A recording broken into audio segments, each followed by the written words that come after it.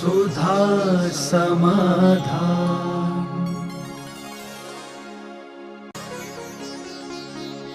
नमोस्तु गुरुदेव। यदि कोई धर्मात्मा व्यक्ति रिश्वत का पैसा मंदिर में दान देता है तो उसे पुण्य लगेगा या पाप? किस उद्देश्य से कर रहा है, कारण क्या है? क्योंकि कई बार कुछ परिस्थितियां ऐसी होती हैं जो सरकार की नीतियों की अपेक्षा वो स्वयं चोरी करके अच्छे कार्य करता है, अच्छे कार्यों में लगाता है, तो उसका भाव देखा जाता है। यदि वो चोरी नहीं करता है तो पैसा पाप में जाएगा, और यदि वो ले लेता है तो एक मांसाहारी व्यक्ति था। मांसाहारी व्यक्ति ने कोई कार्य कराया किसी ऑफिसर से।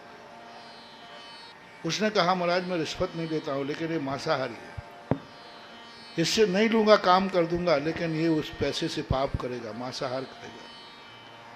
और यदि मैं ले लेता हूँ तो इसको शाकाहार गौशाला में लगाऊंगा।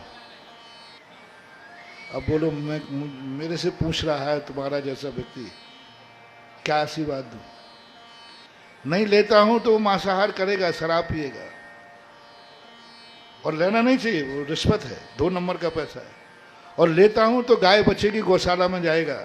अब वो मेरे से पूछ रहा है नीलेश बाबू मैं क्या कहूँ? कह दूंगा ले लो, एक बकरा बच जाएगा और एक गाय बच जाएगी। तो अभिप्राय देखा जाता है कि वहाँ दुरुपयोग हो रहा है, और दुरुपयोग हो रहा है तो उसका सदुपयोग कभी कभी चोरी से भी किया जाता है। कई लोग चोरी से भी दान देते हैं, परिवार से छुपा के दान देते हैं, सरकार से छुपा के दान देते हैं। बोलो इसको क्या करें? कितने % लोग सरकार से छुपा के दान देते हैं? देते हैं कि नहीं? बिल्कुल। और हमें भी मालूम है, तुम्हें भी मालूम है। अब वो तो, और मैं आशीर्वाद दे रहा हूं, मुझे क्या दोष लगेगा? सरकार से छुपा के दान दे रहे हैं। 90% दान सरकार से छुप करके होता है। 2 नंबर जिसे आप कहते हैं, बिना उसका होता है ना, 99% होता है। लोग घरों में दान देते हैं परिवारों से डर करके, 2 नंबर में। घर वालों को पता नहीं चल जाए, भाई को पता नहीं चल जाए, बेटों को पता नहीं चल जाए, बहू को पता नहीं चल जाए, दान देते हैं और मैं आशीर्वाद देता हूं। ये दोष लगेगा कि नहीं लगेगा? नहीं लगेगा। क्योंकि यहां उद्देश्य क्या है? किसी प्रकार उसको धर्म में, उधर पैसा जाएगा तो पाप में जाएगा, इधर कन्वर्ट होगा तो पुण्य में होगा। तो हमें ये देखना है कि कोई व्यक्ति कोई पाप करता है तो उस पाप के बदले में कोई पुण्य का तो नहीं हो रहा है। डॉक्टर पेट काटता है, ब्लड बहता है, खून बहता है, लेकिन अभिप्राय क्या है? उसको ठीक करना। तो उसको हत्यारा नहीं कहते, उसको नहीं कहते पेट में इसने छुरा भोंक दिया, भोंका तो है ही। तो हमारे यहाँ अभिप्राय देखना चाहिए, क्या अभिप्राय से किया। बाकी जहाँ तक है अपनी औकात में करना चाहिए। किसी का विरोध करने से हमारी शांति भंग हो जाए तो फिर मौन रहना चाहिए। यदि हम कुछ कर सकते हैं तो करें, लेकिन पता चला कि हमने उसको सुधारने गया, उसने हमें ही सुधार दिया। दोषवादे च मौन्यम, जहां अपना बस नहीं चले वहां आचार्यों ने यही कहा, दोषवादे च मौन्यम, मौन धारण कर लेना चाहिए। और जहां अपना बस चलता है वहां बोल देना चाहिए। नमोस्तु गुरुदेव। घर में चौका लगाकर साधु को आहार देने के पुण्य फल में और तीर्थ क्षेत्र आदि में चौका लगाकर साधु को आहार देने के पुण्य फल में क्या अंतर है? महावीर स्वामी, ये शिकायत यदि तुम महावीर स्वामी से करते तो समाधान होता। और मैं करूँ क्या? महावीर स्वामी ने नियम बना दिया कि चौके तो घर घर लगेंगे, लेकिन तुम जाओगे एक में। तुमसे तो क्या कहा कि देखो महाराज आए हैं, चौका लगाने से चूकना नहीं। और हमारे कान में कह गए किसी एक में ही जाना। अब दोनों को एक कह देते, एक शब्द दे, तुमसे कह दिया घर घर चौके लगाओ, तो हमसे कह देते घर घर जाकर थोड़ा थोड़ा ले लेना। और यह तुमसे जो हमसे कहा वो तुमसे क्या देते, एक महाराज है एक ही चौका लगाना। अब ये महावीर स्वामी दो बातें करते, अब मैं क्या करूं? तुमसे कह दे घर घर प्रत्येक श्रावक है चौके लगना चाहिए, और हमसे कह दिया किसी एक में ही आना है। तो अब ये तो अपने आप में, तो महाराज के आहार नहीं होने पर हमारे यहाँ तो एक बहुत अच्छा है, महावीर स्वामी ने इसका समाधान निकाला, कृत कारित और अनुमोदन। यदि कृत देने को मिला तो ठीक, नहीं मिला तो तुमने दूसरों से दिलवा दिया, नहीं मिला तो सबसे बड़ा सहज पुण्य है महाराज के जहाँ भी आहार हो निरंतराय हो, सब चौके वालों को बराबर पुण्य, देने वाले को भी बराबर, जिसके यहाँ नहीं हुआ उसको भी उतना ही पुण्य मिलेगा। जब तुम्हारा दूसरी पर्याय में जाओगे तो वहाँ वही खाता मिलेगा। वगैरह देखो मेरे यहाँ इतना पुण्य लिखा है, हमारे यहाँ आहार हुए थे, तुम कहो मेरे खाते, तेरे खाते में कैसे लिखा, तेरे तो आहार ही नहीं हुए थे। देखो तेरे खाते में कैसे लिखा मुझे मालूम है, क्योंकि अवध ज्ञान होगा वहाँ, तेरे तो आहार ही नहीं हुए थे। तो जिनवाणी कहती है तुमने कृत से दिया था, इसने अनुमोदना से दिया था, दोनों का पुण्य बराबर। क्या गजब का महावीर स्वामी का सोच है, एक चौके में आहार किया और पुण्य पूरे चौकों वालों को मिला है। इससे बड़ा और अतिशय क्या चाहिए? आहार एक चौके में लिया और पुण्य कितनों को मिला? सबको मिल गया ऐसा। और तीर्थ क्षेत्र पर रही बात, तो अपने आप में घर में साधु आता है तो बहुत अच्छा है, लेकिन तीर्थ क्षेत्रों पर चौका लगाना डबल पुण्य होता है। डबल पुण्य इसलिए होता है कि वहाँ तुमने जाके आहार दिया तो साधु को वहाँ से आकर के गांव में नहीं आना पड़ा। साधु की साधना कहाँ अच्छी बनती है, कहाँ धर्म ध्यान होता है अच्छा, तो क्षेत्र में। वहाँ जाकर तुमने आहार दिया तो तुमने साधु की साधना में भी सहयोग दिया, ये कमीशन प्लस में है। आहार दान का पुण्य अलग है, और साधु क्षेत्र पर रह के साधना करे। मैं कहता हूँ पूरी समाज में ऐसा नियम हो जाए कि कभी भी किसी क्षेत्र में साधु आएगा, हम सब वहाँ इतने चौके ले जाएंगे कि साधु को विहार करने का भाव नहीं आए, तो सारे तीर्थ क्षेत्र आकाश में उठ जाएंगे। कई क्षेत्रों पर साधु इसलिए नहीं रुक पाते कि अभी जाके करेंगे क्या है, कि वहाँ चौके की व्यवस्था क्या है। अब शिखर जी गिरनार जी जो साधु जावे तो जो चौका ले जावे उतने ही चलेगा, वहाँ तो चौके मिलने वाले, और यदि वहाँ चौके मिलने लग जाएं तो गिरनार जी में शिखर जी में इतने साधु रहेंगे कि साधुओं से भी भरा रहेगा। तो तीर्थ क्षेत्रों का एक अपने आप में महत्व है, होना ही चाहिए। नमोस्तु गुरुदेव, भगवान और तीर्थंकर में क्या अंतर है? भगवान आप लोग मुनि महाराजों को भी बोलते हैं, आचार्य महाराज को भी बोल देते हैं, और भगवान शब्द जो है लोक रूढ़ी में, जो संस्कृत भाषा में भाग्यवान को कहते हैं जिनका पुण्य होता है। सामान्य रूढ़ी में अपने यहाँ अरहंतो सिद्ध को भगवान कहते हैं, और तीर्थंकर जो होते हैं उन्हीं भगवानों में विशेष होते हैं। विशेषता का अर्थ वे समोषण विभूति आदि लगे रहते हैं, उनका जन्माभिषेक आदि मेरू पे होता है। सामान्य जो भगवान होते हैं उनको ये वैभव नहीं होता। नमोस्तु गुरुदेव, वर्तमान में शिक्षा का स्वर्ण काल चल रहा है और कहा जाता है कि धर्म और संस्कृति की रक्षा निश्चित रूप से शिक्षा से ही होती है। तो गुरुदेव, इन दोनों की रक्षा के लिए हमें क्या करना चाहिए? शिक्षा का हम स्वर्ण युग तो नहीं कहेंगे, आज की शिक्षा जो है मजबूर कर रही है, आज की शिक्षा विनाश की तरफ ले जा रही, आज की शिक्षा लोभ देकर के जिंदगी को विनाश किया जा रहा है। जिस ढंग की शिक्षा दी जा रही है उस ढंग की शिक्षा में लोग डिप्रेशन में ज़्यादा हैं, बच्चे भी डिप्रेशन में हैं, बच्चों के माँ बाप भी डिप्रेशन में। स्वर्ण युग तो वो कहलाता है जिसमें सब खुश होते, माँ बाप भी खुश हो, बेटा भी खुश हो, बिटिया भी खुश हो। लेकिन आज हर माँ बाप दुखी होता है जब बेटा बिटिया को कहीं घर से बाहर पढ़ाई के लिए जाना पड़ता है। हमारे पास लोग आते हैं, रोते हैं माता पिता। मैंने कहा रो क्यों रहे बेटा बेटिया, पढ़ने जा रहे हैं?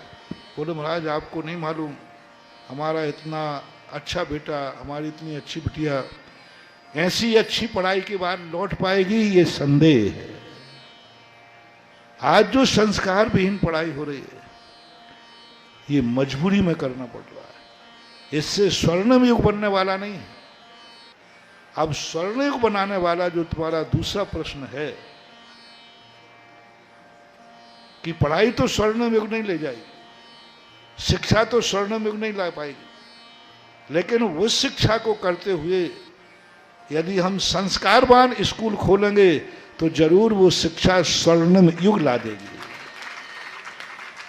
उसी के लिए आचार्य श्री ने प्रतिभा स्थली खोली, उसी के लिए जगह जगह हम अपने स्कूलों के लिए, अभी सहजपुर में स्कूल को आशीर्वाद दिया, इसलिए नहीं दिया कि वो पाठशाला कोई, वो पाठशाला नहीं थी, लौकिक था। लेकिन क्यों दिया? क्योंकि शिक्षा तो मजबूरी है, लेकिन शिक्षा के साथ में यदि संस्कार जीवित हो जाएंगे तो जरूर वो शिक्षा सोने में सुहागे का काम करेगी।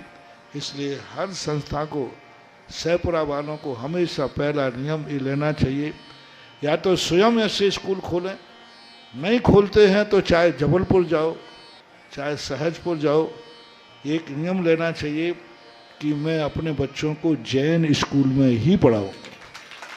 यदि जैन स्कूल में उस ढंग की पढ़ाई नहीं है जिस ढंग की आप पढ़ाना चाहते हैं, तो कम से कम ये नियम होना चाहिए, जिस स्कूल का मैनेजमेंट कमेटी शाकाहारी होगी उसी स्कूल में भेजा जाएगा, तो भी बन सकता है।